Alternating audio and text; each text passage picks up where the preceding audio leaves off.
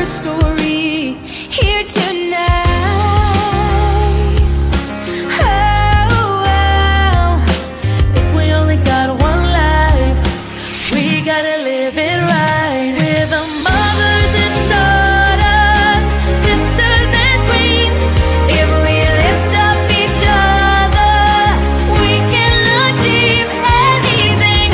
We're the ones who are gonna make the change. We're the ones who are gonna flip the page. Spread love like rings in the water. Yeah, that's the power. The power of a woman. We'll raise our voices until we are heard. We won't stop. Turn up the volume till we change the world. We didn't come this far to not reach the stars. So let's begin by turning history into her story. Here tonight. Oh, If we only got one life, we gotta live it right now. we're the mothers and daughters, sisters and queens. If we lift up each other, we can achieve anything. We're the ones who are gonna make a change. We're the ones who are gonna flip the page. Spread love like rings in the water. Yeah, that's the power. The power of women. We got the power, we got the power. We got the power, we got the power, we got the power. Oh, tonight we're gonna ride our names across the sky, so they'll know the power of woman. Sisters and queens, we can achieve anything. We're the ones who are gonna make the change. We're the ones who are gonna flip the page. Spread love like rings in the water. Yeah, that's the power. We got the power, we got the power. We got the power, we got the power, we got the power. Tonight we're gonna ride our names across the sky, so they'll know the power of women.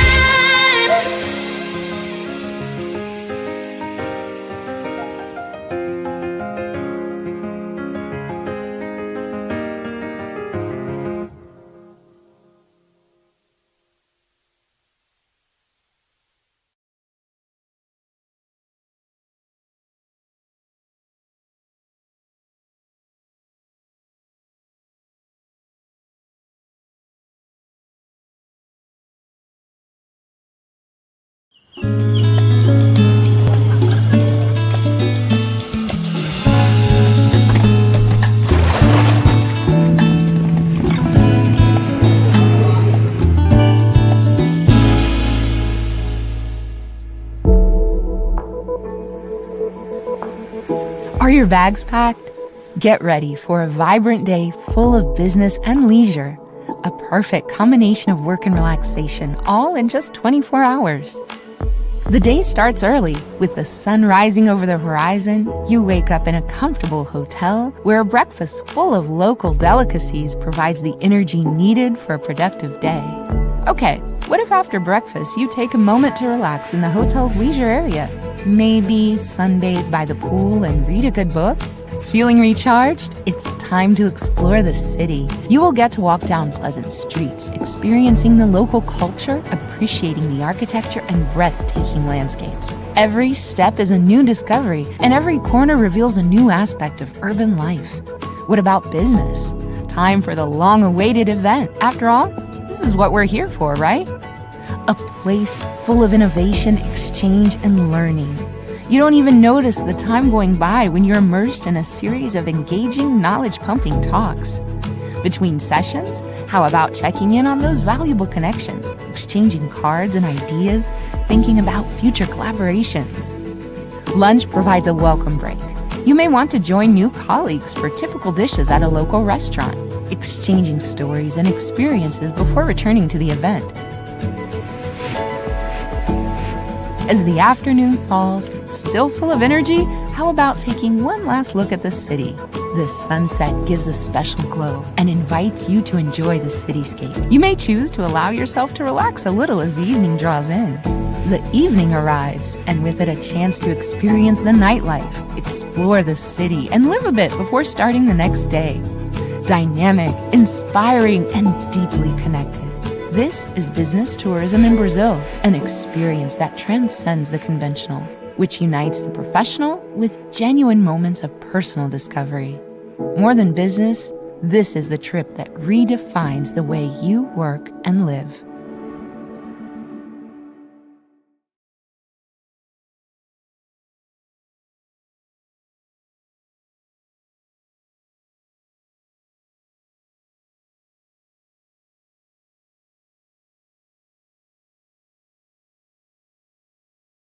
Welcome to the Power of Women Conference.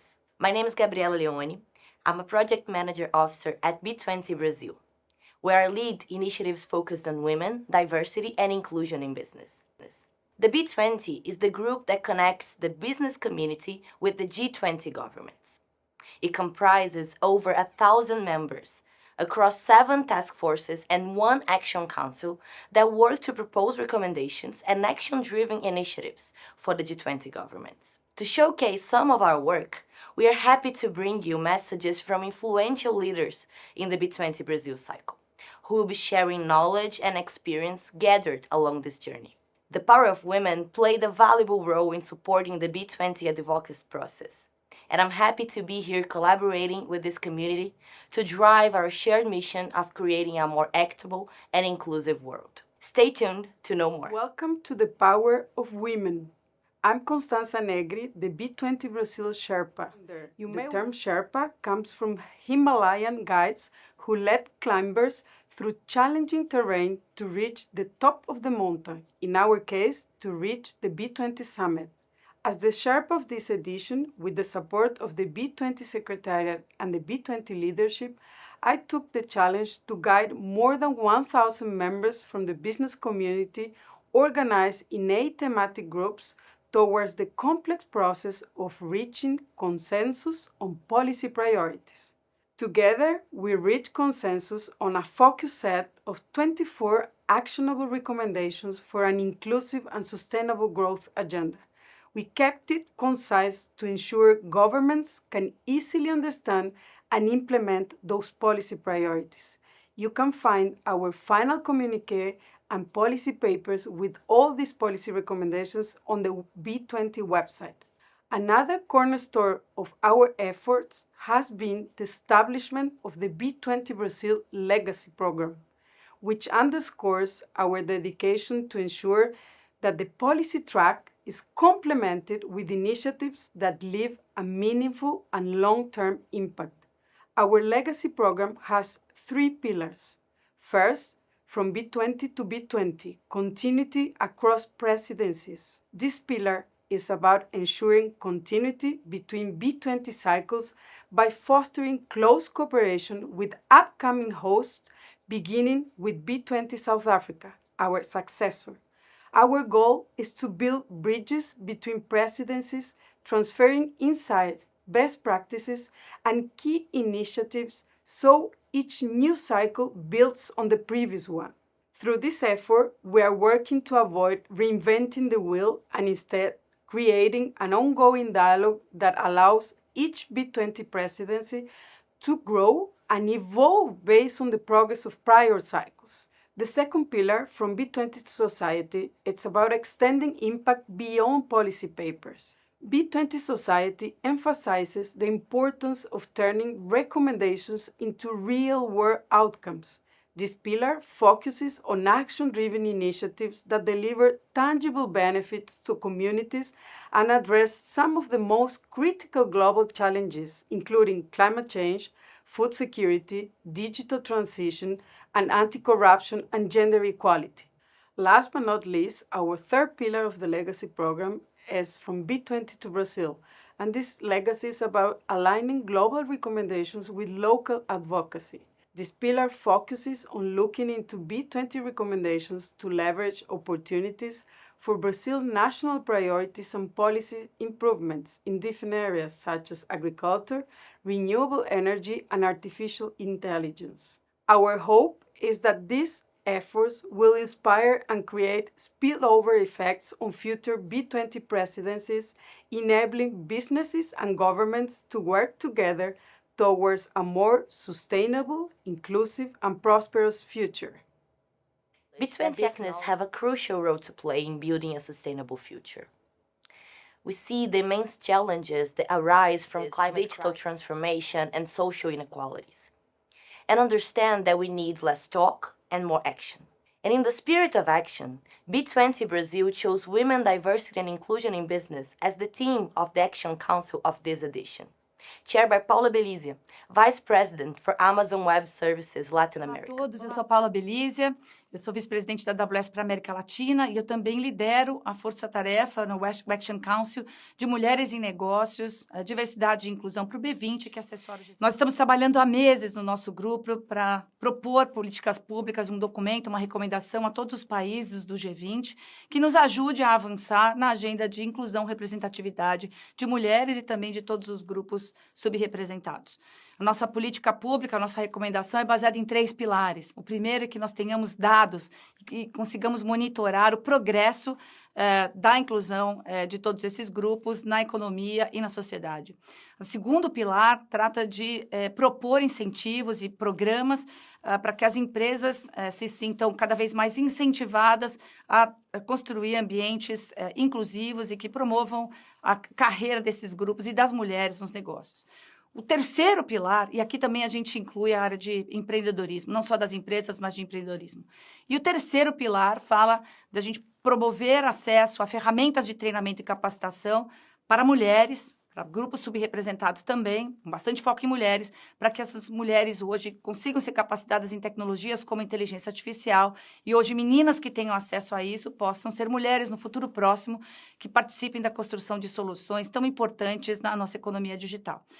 Diversidade importa, eu conto com todos vocês para que a gente tire essas propostas do papel e virem realidade nas nossas economias ao redor do mundo. Eu convido também vocês a conhecerem o documento final, que vai estar disponibilizado muito em breve nas redes sociais. Conto com você. The Action Council is similar to the other 7 task forces of B20, but it has a double role. Besides working to develop policy recommendations, it also streams its thematic across the B20 work and be a call for actions for the business community to walk the talk. As a result of it, the women's agenda was mainstreamed throughout the B20 process and resulted in legacy initiatives of our edition. I want to take some time to share with you 2 of them, the She Leads B20 and the Women in Trade initiative. She Leads B20 is a pledge across B20 presidencies to increase female representation in the forum, reaching 50% by 2030. For this, we have the commitment of B20 leaders and the support of international organizations to create a proper environment for the goals to be achieved. The Women in Trade, in turn, is an initiative of knowledge production and advocacy, aimed to create evidence and support the development of trade policy to increase women's participation in international trade. I invite you all to check our website to learn more. And now, let's keep listening to what our B20 leaders have to say.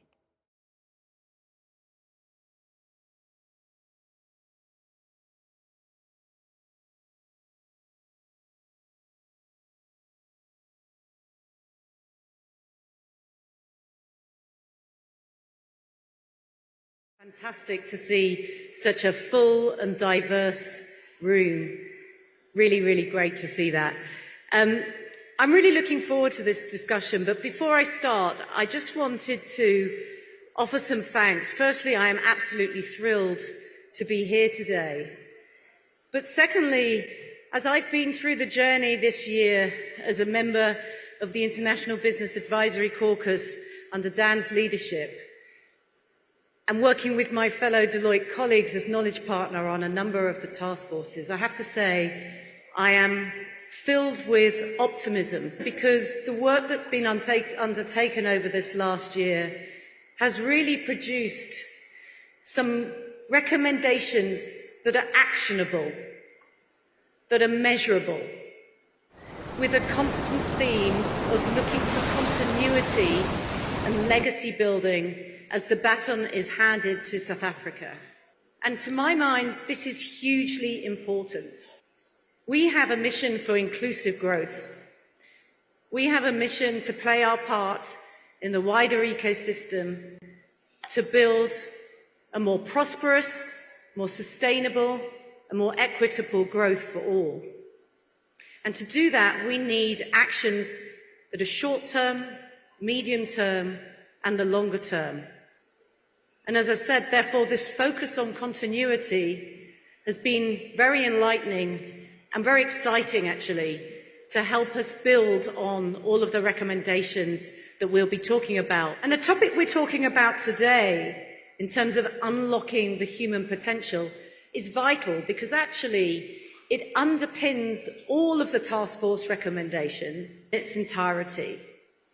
And we're talking about this in the backdrop, and it says up here, in the face of global challenges. We have an evolving geopolitical landscape. We have a macroeconomic picture that's variable across the globe. We have demographic profiles that are shifting when you look at it from a geography to geography basis. We have technology evolving at a pace that we've never seen before.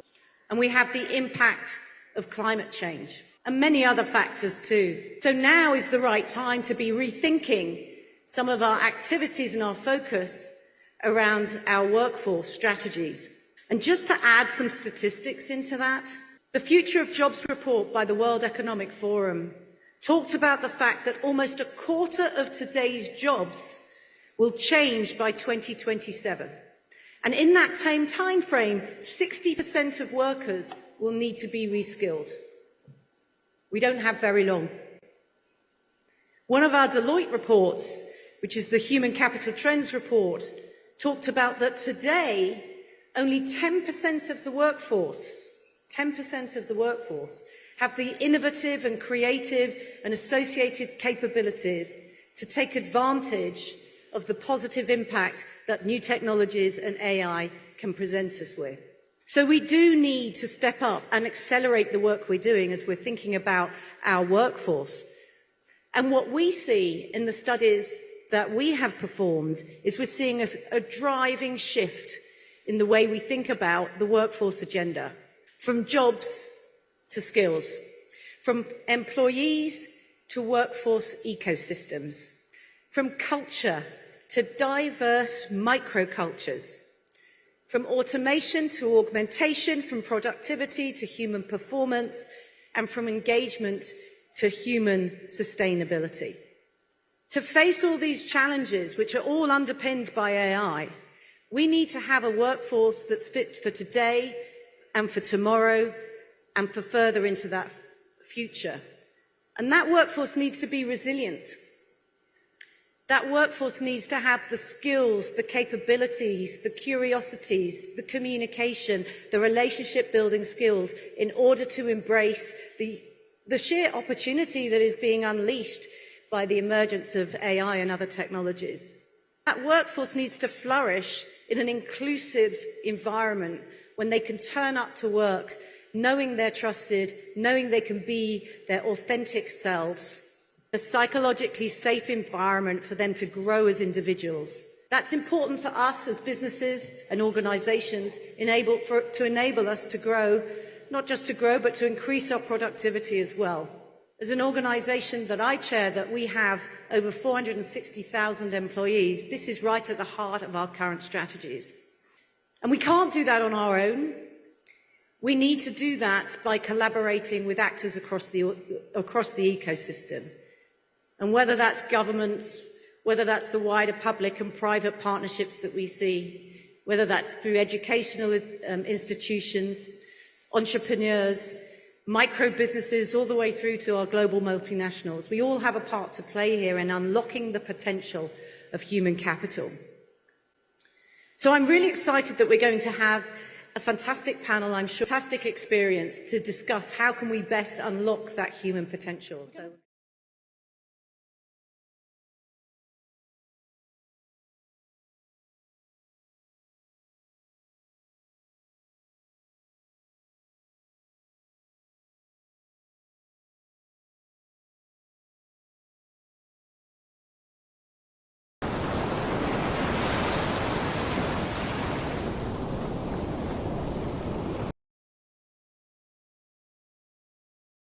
Explore three different areas, and this first area that we're going to explore is around how do we prepare the future of work. I mentioned the World Economic Forum Future of Jobs survey. The other statistic that they talked about in that particular report was the fact that within the next 5 years, and this goes to the fact that this is an urgent priority, 83 million jobs are protected to be lost. 89 million new opportunities are expected to arise. So many occupations are expected to change, and that disruption is primarily coming from AI and from climate change. In this scenario, what's the best approach for fostering the reskilling and the upskilling programs to facilitate the transitions in careers, but at the same time, leaving nobody behind? Know everything we have to do. You have talked about it. Everybody here said that only the union between government, state, society, business people, and teams will work. But we cannot do this in the world. And will be in Africa talking about the 5 issues that we have said that we have resolved, but we haven't resolved 4. I'd like to ask all of you that we now have to make things happen. As you said, it's a world that is already going through a lot of transformation, and it's a world that we need to leave the world of let's do hypothesis diagnosis. Everybody knows that jobs will change, that people will have to change. So first, answering your question, I am from a company that started brick and mortar 60 years ago and only sold on brick and mortar physical. And we have been able to make a digital transformation of our team that was down there, that had no education. Because in Brazil, a lot of people lack education. So this is possible in a world where we live. To me, the first thing that we must do is to increase the level of awareness of our team and all of us business people and politicians that the world has changed. Practices that we did before are no longer the same that we apply today, and that we already know that this is possible, but it is physical or brick and mortar stores. We had a large team that worked on credit before total digitization. All of a sudden, all of them had a mobile in their hands. This eliminated a post-sales team that was very large. But we had distribution centers in the stores to have fast delivery, selling on digital. That took the team to that place. What you said is very serious. We have to say that there won't be unemployment if we know and if they understand, they will have to have another place. And this has been done throughout the company. You no longer have the teller or cashier that has government, but you sell the product. You have somebody to actually deliver the product that was sold in the online. So we need increase in the level of awareness. It requires training, participation of the CEO, the president of the government, and everybody together to be able to follow. But it also demands speed. With no speed in this digital world, there's no way. The end consumer, in addition to demanding price, the speed of delivery is so important. Lots of themes coming out there, particularly around the pace of change, the acknowledgement of change, the joint responsibility for education. Jacqueline, maybe I can ask you a similar question from an IOE perspective. What's your reaction to that and your thoughts around reskilling and upskilling in an inclusive way? For that question, I want to, on behalf of the IOE, thank you for giving us a chance to be on this panel. In particular, I want to thank CNI, the B20 Secretariat, for giving us the honor to be B20 network partners on the B20 Employment and Education Task Force. I was a member of the B20 Women, Diversity and Inclusion in Business Action Council and part of the B20 International Advocacy Caucus. For us at the IOE, this year marks 104 years since we started. So I am honored to speak on behalf of our members, representing over 50 million companies in more than 140 countries. And these members range from large enterprises to MSMEs in both the developed and the developing economies. I come from Kenya, which is a developing economy, but we represent all types of companies. At the IOE, we have been reflecting on similar concerns as we are discussing this afternoon. AI and climate change, among other driving forces, are indeed transforming the world of work. First on AI, from an employer's perspective, we do not view AI as a replacement for workers, but as a tool. Skills such as leadership, communication, and strategic thinking remain essential.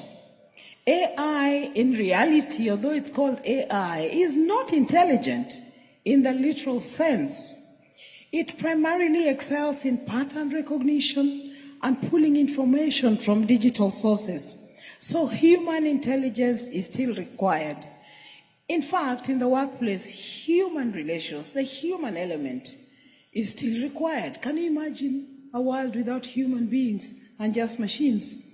But AI can optimize efficiency, automate repetitive tasks, and in some cases, make work safer and impactful. However, to fully harness the potential of AI for employment and entrepreneurship, strengthening digital literacy is crucial. The barrier here is the digital divide. The UN Secretary General Antonio Guterres, in his Common Agenda, emphasized the importance of bridging this gap and highlighted this as the 7th of the 12 commitments that are needed for action.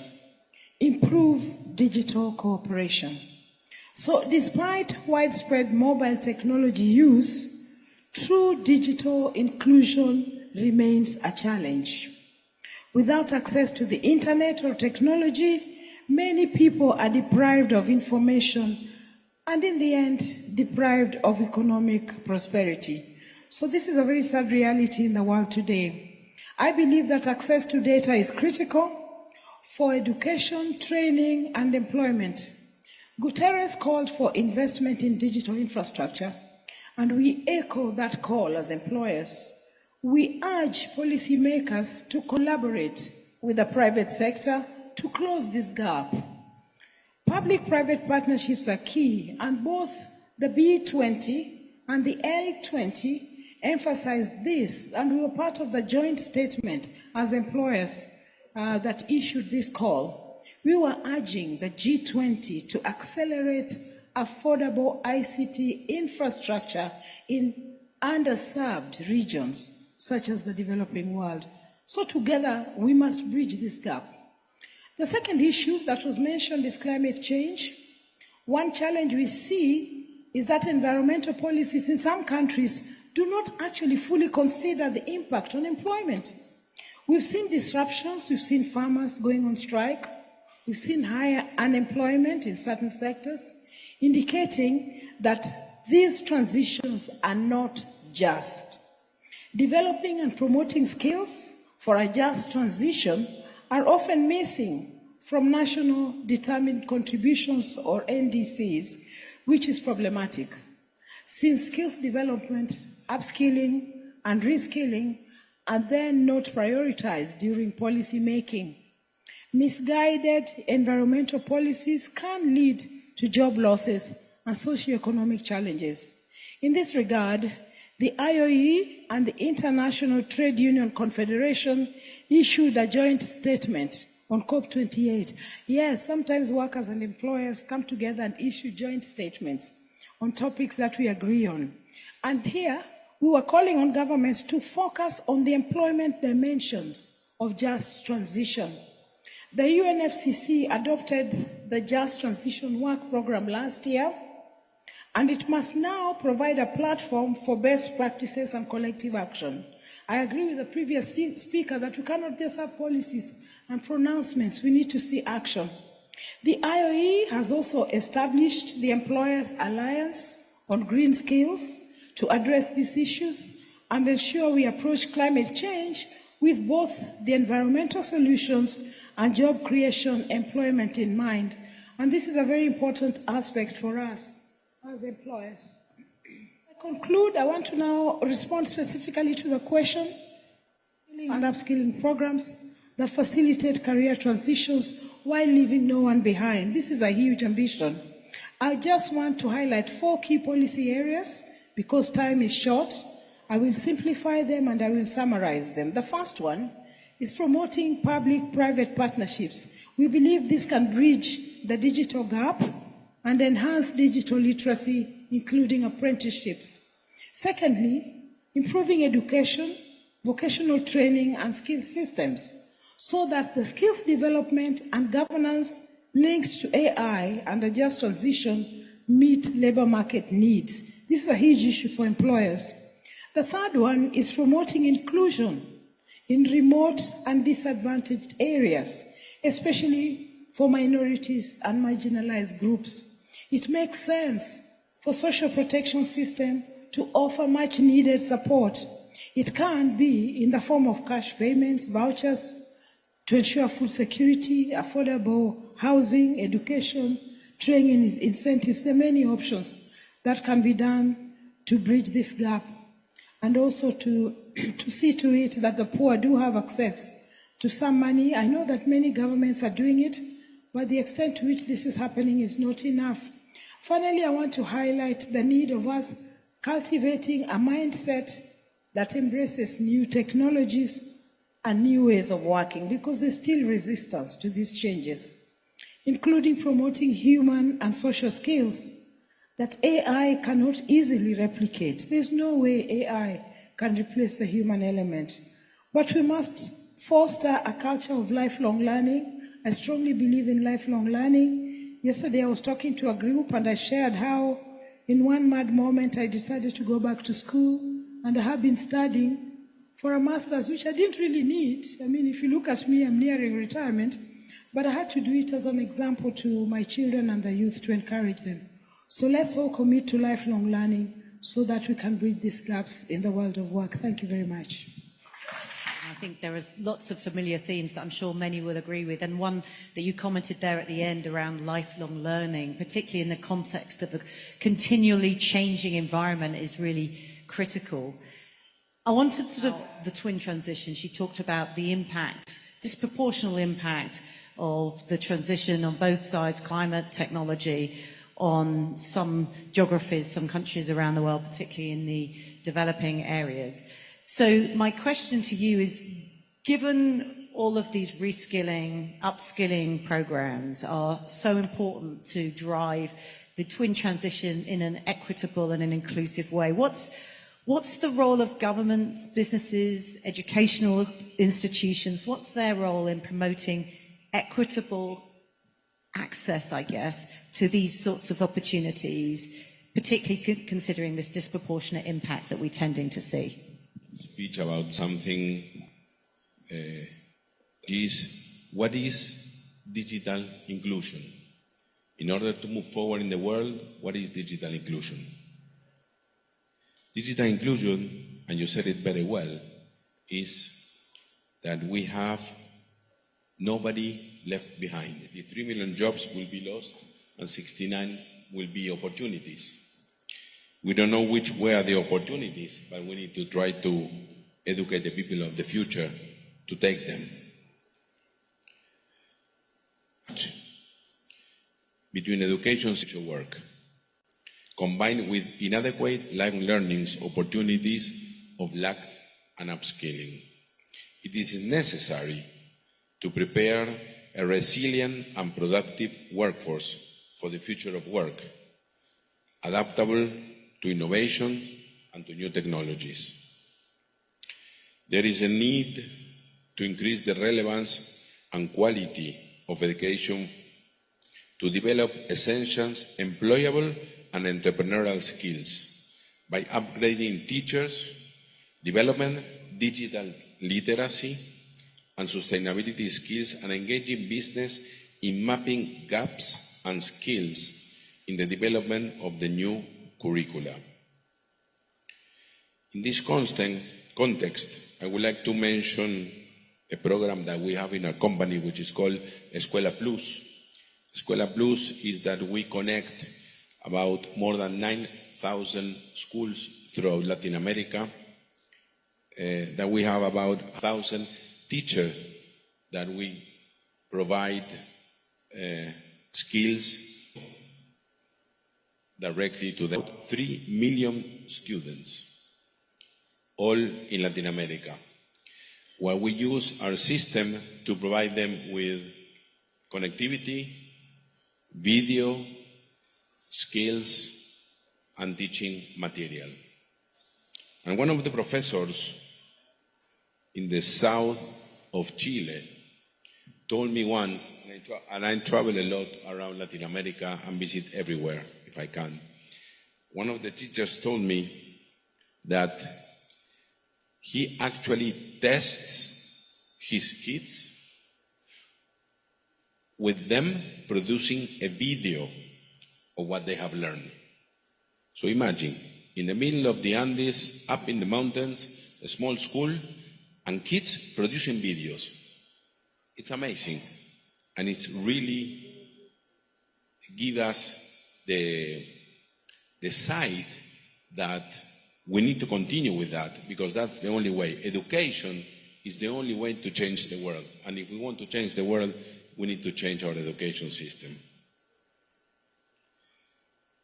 Models combined with education and, as I said, in the teaching process, help to increase student motivation and interest. Facilitating the retention of important concepts promotes teamwork, personalized learning, and develop critical thinking and reflection with flexibility, adaptability to different contexts and educational motives. The digital platform visuals blurred, giving rise to a complex and an ever-changing ecosystem that enables interactions that we haven't imagined a decade ago. So all this new technology is changing people, is changing countries, their boundaries, are changing societies, I would say, for the future. It's called digital literacy. What is the meaning of digital literacy? It's to educate everybody. Technologies and information coming forward to differentiate hate speeches, racism, gender discrimination, and anti-Semitism. It's very important to bring new people who are coming into the digital area values, not only connectivity. Connectivity is not only internet. Connectivity is internet, connectivity is values, connectivity is criticism, and be able to make a point with basis and firm internet. These people, and I'm talking about a little bit of Latin America. In Latin America, we have about 220 million people, which means a Brazilian as a country as a whole. Tremendous, the opportunity. We need to bring them, but in order to do that, we need to have regulations, we need to have frameworks updated, we need to level the playing field for every participant to realize and to compete. We need to have public policies to build digitals in the population. And in order to have a digital infrastructure, we need to promote really very strong the private and public sector to work together in order to bring connectivity to everybody. I would like to end by saying the world of the future needs to be built. In the past, we fought war, and we are fighting wars, to appropriate land, resources, and in some cases in the past, to eliminate peoples. You all can remember the Holocaust. So digital inclusion should carry the flag and should be another way to promote the concept of peace and inclusion. Thank you very much. I like the way you've embedded values into the conversation that you've just led there. I think that's so important. So just drawing this to a close, we've heard some actually quite common themes around here where we really need to elevate around digital inclusion, leaving no one behind, education and awareness, an expectation of lifelong learning, and collaboration. And I've said this before, when it comes to collaboration, that is not just cooperation. I think in meetings like this and in others, we're very good at speaking with each other and working out ways to work alongside each other. But collaboration is much deeper than that. Collaboration is co-creating the solution and then working in partnership with each other to deliver the actions that are needed. And that's what we need to do and spend more time intentionally doing. But just one last thing to close, I want to pick up on something that Louisa said right in the start. I'm going to get told off, and, you know, I go to quite, you know, when we attend meetings like this, wouldn't it be great if every single one of us in this room took an action away and go and embed that? And that could be a small action. It doesn't need to be a big action.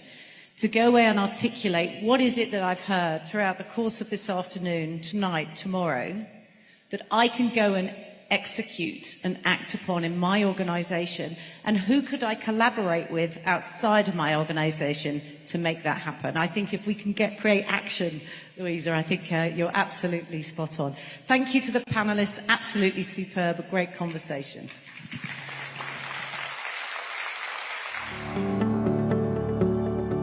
Now, the creation of this task force is a very, very timely initiative.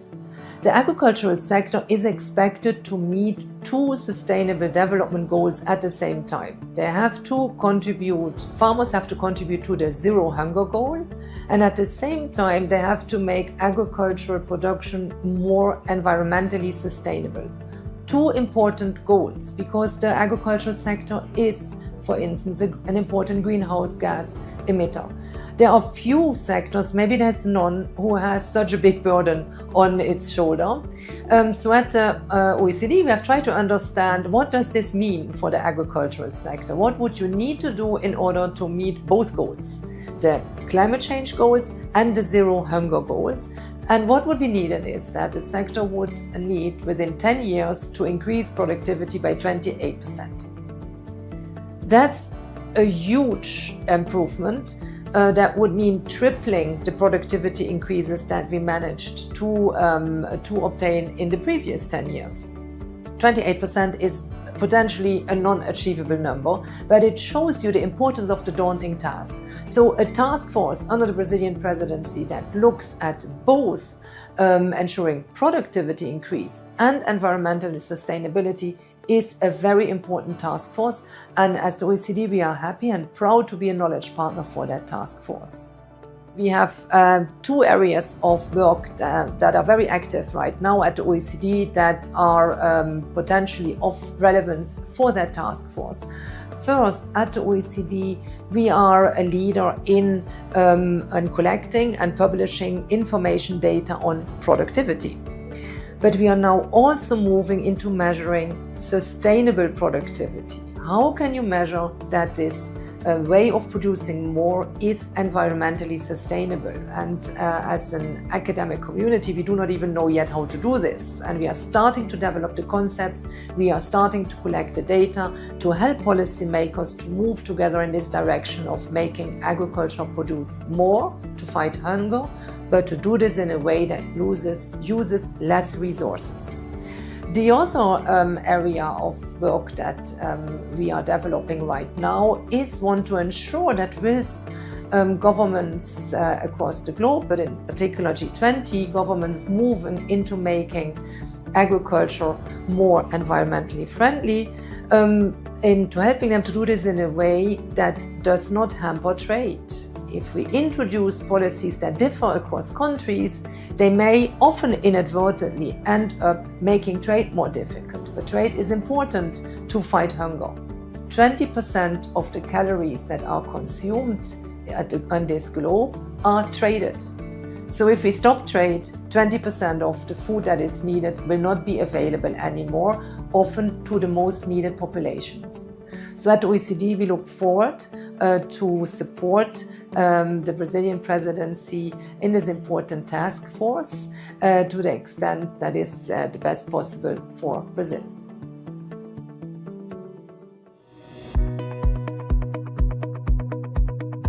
Hello everyone, welcome to this special edition of B20 Brazil Pulse.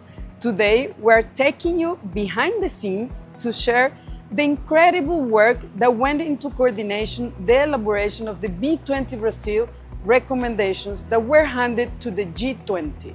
This milestone showcased the private sector's essential role in building a more prosperous and sustainable future. Now, let's hear from the amazing team at the B20 Secretariat who have been working very hard on this process. B20 Brazil stands out for its ability to unite business leaders from around the world in pursuit of a common goal. Our Secretariat team has been crucial in this process, coordinating the input from over 1,000 members from more than 40 countries and 21 economic sectors. Through more than 50 meetings in 7 task forces and 1 action council, they've ensured every voice is heard and every idea is considered, making our recommendations even stronger. As PMOs, we had the responsibility to coordinate the meetings and facilitate discussions across the entire B20 process. This meant working closely with our partners to analyze the thousands of comments submitted by members. In total, we received over 1,600 comments. These efforts allowed us to refine our recommendations, ensuring that every perspective was considered before presenting them to the G20. Unlike other editions, B20 Brazil made a choice for a more concise and strategic set of 24 recommendations, each featuring clear key performance indicators to measure its impact and implementation. This approach allowed us to streamline our deliveries to the G20, but also made the negotiation process more challenging, as every detail had to be thoroughly debated and refined. As PMOs, our core responsibility was to facilitate and enable these discussions, to reach consensus, ensuring that each recommendation was shaped with precision, focus, and ambition. One of our key strategies this year was early advocacy, sharing our work with G20 and key stakeholders well before the final recommendations were presented, aiming for a more effective dialogue. We organized more than 20 side events across 13 cities in Brazil and participated in 8 international events. And as PMOs, we collaborated closely with members and partners to make these events happen, ensuring that our recommendations reached the right audience and generated meaningful engagement with global decision makers. We focused our work around 5 key pillars, all closely connected to the G20 priorities. This alignment helped us to find important synergies in areas like climate change, AI, and the fight against hunger. As PMOs, we were responsible for spotting these synergies and finding new ways to present them, making sure our messages reached different audiences. By leading this effort, we made it easier to communicate complex issues and made a stronger impact with our stakeholders. At B20 Brazil, we are all very happy with the work that has been conducted and thankful to all the different stakeholders who contributed across this process. Thank you, Power of Women, for inviting us. And thank you all for supporting B20 efforts.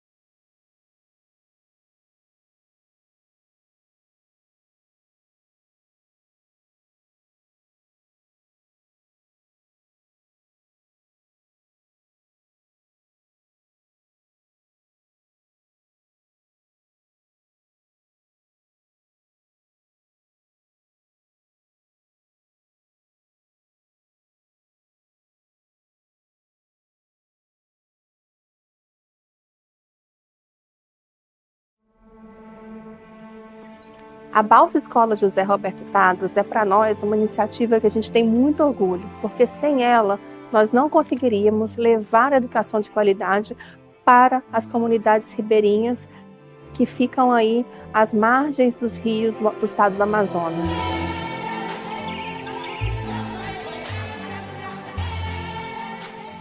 A Balsa Escola, ela é um projeto icônico, né? Ele é bem transformador porque ele está levando tecnologia de ponta, tecnologia Cisco e também educação para comunidades ribeirinhas do estado do Amazonas. E ela, além disso, é a primeira academia fluvial itinerante do Cisco Networking Academy no mundo. A tecnologia também vai dar oportunidade de onde a balsa estiver, nós termos a oportunidade de termos os melhores profissionais do Brasil via internet, que nós não teríamos essa oportunidade se nós não tivéssemos essa tecnologia embarcada e de ponta. O Cisco Networking Academy é o maior programa de responsabilidade social da Cisco no mundo, focado em trazer essas habilidades voltadas para treinar alunos e alunas do mundo inteiro para o mercado de tecnologia em várias áreas, né? Rede, cibersegurança, programação, agora habilidades interpessoais. O Senac tem uma parceria longeva de muitos anos com a Academia Cisco. Isso começou há 24 anos com o movimento regional do Senac São Paulo. E isso foi se ampliando para muitos estados do Brasil. Desde o início do programa Brasil Digital e Inclusivo, a gente percebeu que a união com o Networking Academy era fundamental, principalmente porque um dos pilares do programa é a capacitação das pessoas para suportar a digitalização do país. A Balsa Escola foi equipada com uma infraestrutura de tecnologia de conectividade Merak, incluindo conectividade sem fio, redes Wi-Fi, cabeada, segurança e também vídeo monitoramento através de câmeras de alta qualidade. Além disso, conectamos a balsa com o mundo através de uma rede de alta capacidade baseado em satélites de baixa órbita. Essas iniciativas como a Balsa Escola garantem que nenhuma população seja deixada para trás. É a chance que as pessoas conseguem perceber de ter acesso a um produto da educação profissional, mas sobretudo a se sentirem parte desse universo profissional através da qualificação que nós levamos.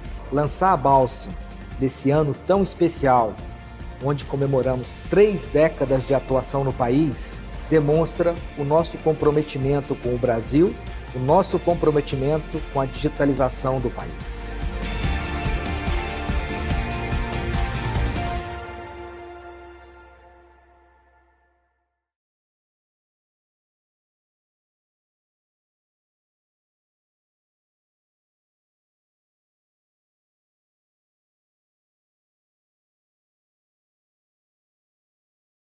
Today we have Gabriel Bello Barros. He's the co-chair of the B20 Employment and Education Task Force, as well as he's the head of Cisco Networking Academy Brazil.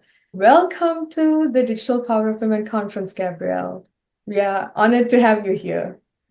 Thank you, Shonali. I'm very happy to be invited and to be considered to give you this interview, some insights and statements about the B20, about the Education Employment Task Force, and also gender equality.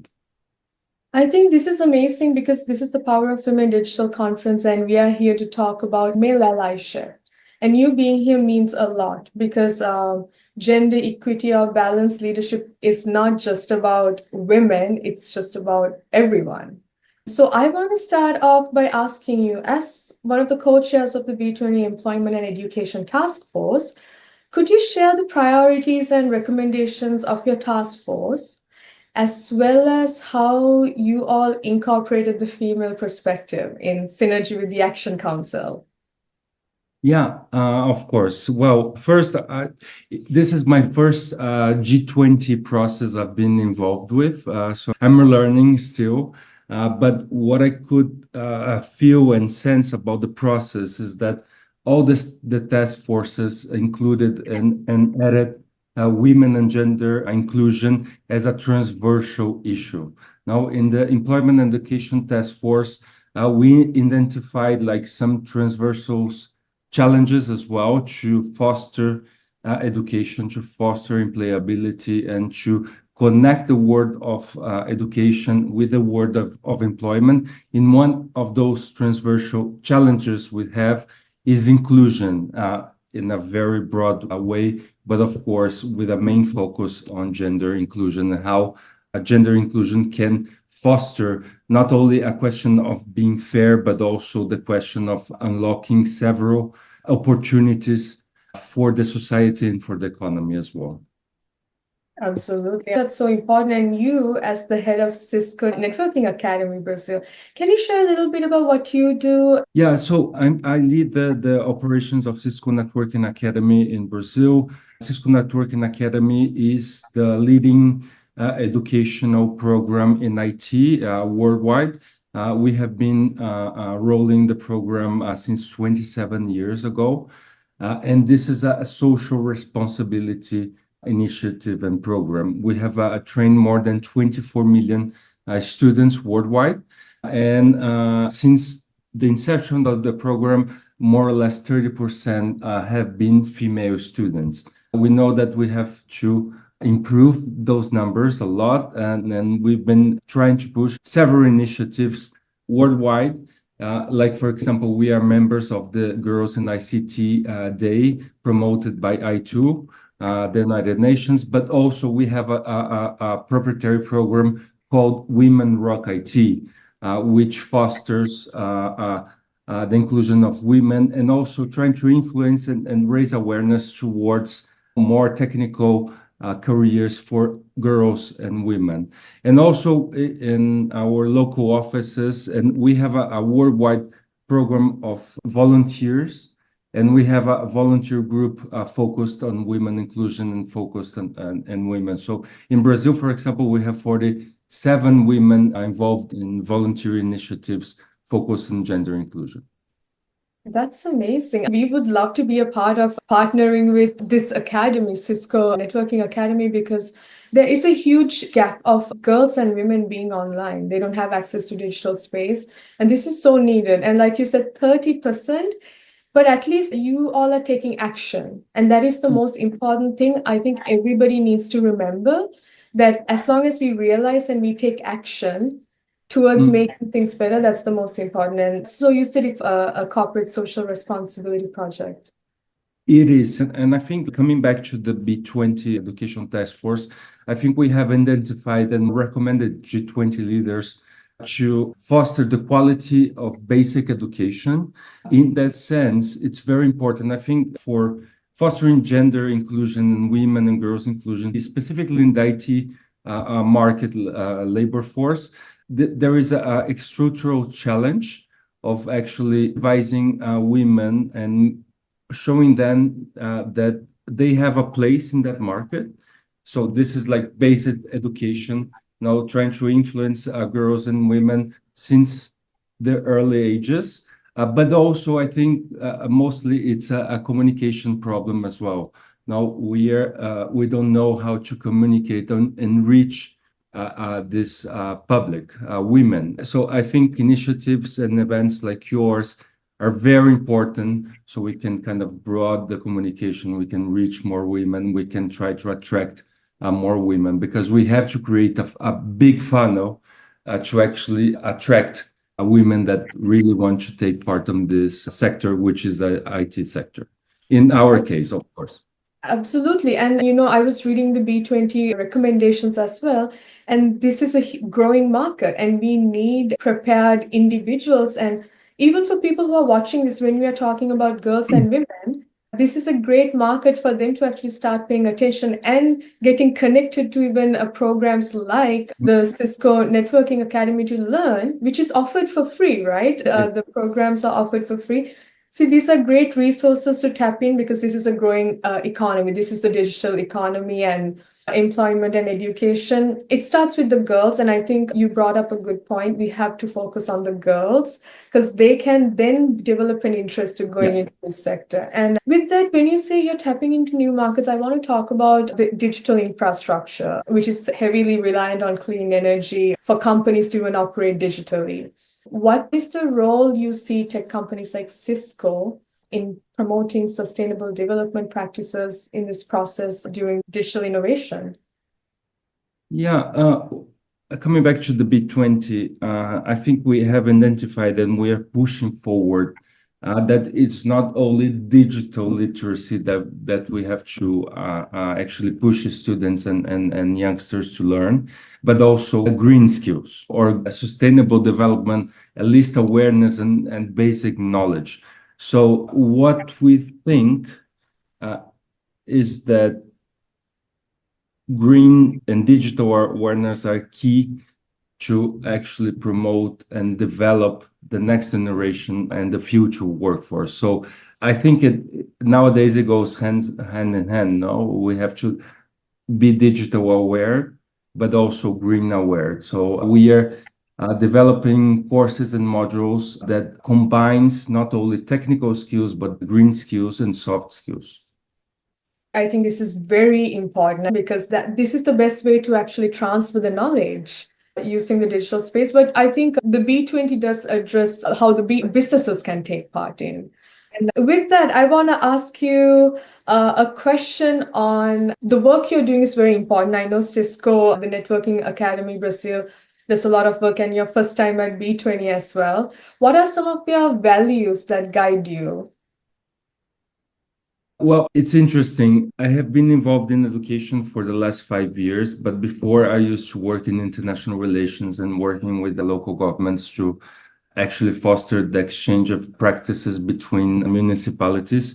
And the thing about education, and when you work actually with real time improvement or impact, it's really something that fulfills you, because you can see the impact and you can see how your work is changing the lives of so many people. So we have several stories, not only in Brazil, but worldwide, of how education is not only helping the life of the student, but the life of the families that they are in and also the communities, and how this is something that flourishes employment, social impact, and also income generation. So this is very rewarding.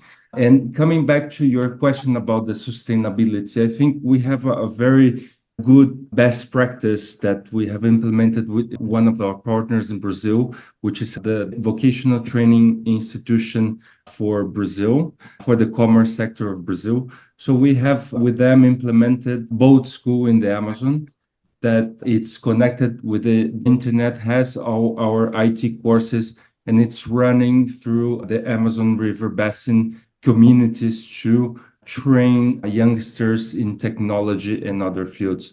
So for us, it's very important that we provide this content, those capabilities, not only to major cities, but also to smaller cities, because we think that the sustainable transition Digital skills are key for the sustainable transition because we need this workforce to run the infrastructure and also to be aware of how we can transition not only to carbon neutral activities and areas as well. I'm so happy you covered that point because that's information a lot of the youth need to hear. Because if there are programs, they just need to get connected. And definitely we will put the website for Cisco Networking Academy as well for them to get connected. This is very important. Thank you for sharing that. And I want to ask you one last question. Gabrielle, what does the power of women mean to you? And why do you believe male allyship is essential in supporting women in leadership? Well, I think it's not only a question of historical fairness or how we need to change things, but I think we need to bring more men as allies because, as I mentioned, it's not only a question of fairness, it's also a question of how we can embrace business in the end. How can make business more creative, more resilient, more inclusive, and that's what we need for the future. And it's not only about women, but also other communities, LGBTQ plus, indigenous communities, but of course, we need to foster inclusion in all senses. And I think B20 has been a great ton of work in including inclusiveness as a transversal issue in all working groups, not only in the education and employment working group. We have a dedicated working group dedicated to women that has worked with all working groups to make sure that this message comes across in a very transversal way. That's absolutely amazing. And thank you for sharing information and insights with us. And thank you for joining us today, Gabrielle. Thank you. Thank you for the opportunity. Thank you.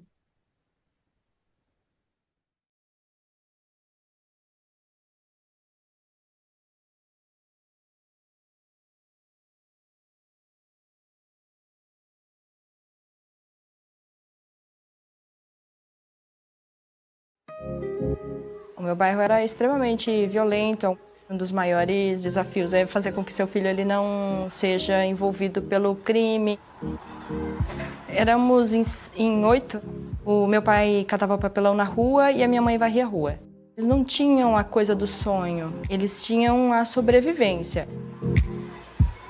Para mim, sobreviver não era o suficiente. Para mim, aquela vida ela era uma vida que eu rejeitava. Eu consegui esse curso através da Fundação Bradesco. Eu andava essas 3 horas porque eu tinha certeza que aquilo ia ser importante para a minha vida no futuro. O ensino e o acesso à tecnologia eram muito difíceis. E também era o meu sonho, eu queria estar perto de um computador e era unir as duas coisas.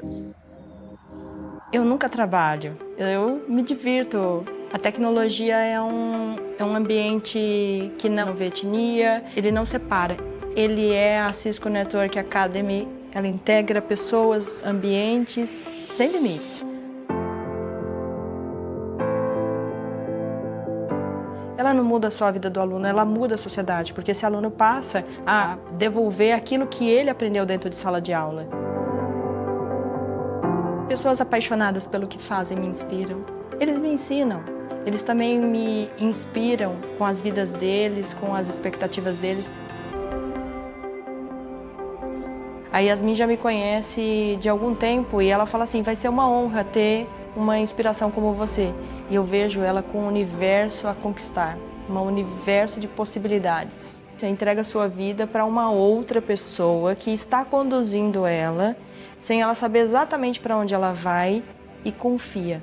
E eu falei assim, eu fiquei tão grata por aquilo, porque ela é exatamente aquilo que eu era alguns anos atrás. Não podemos mudar de onde viemos, mas podemos criar uma oportunidade para uma vida melhor.